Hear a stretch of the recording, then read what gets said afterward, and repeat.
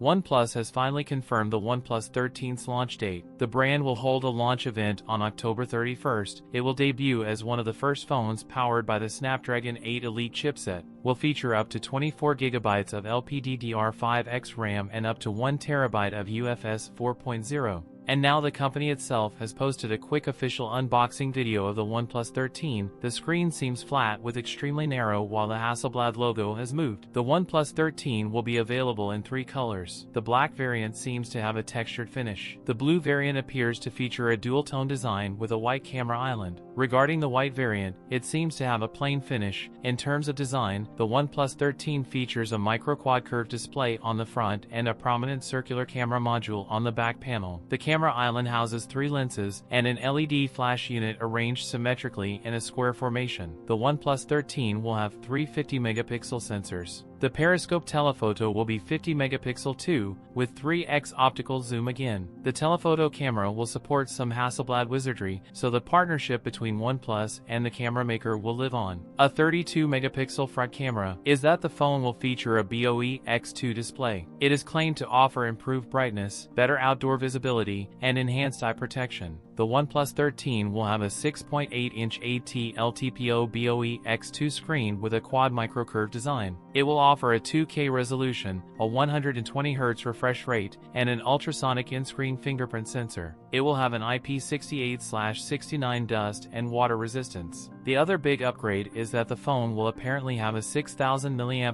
battery and pairs it with 100W wired charging. OnePlus announced a magnetic small turbine in China, 50W magnetic wireless charging device. The OnePlus 13 will have support for this.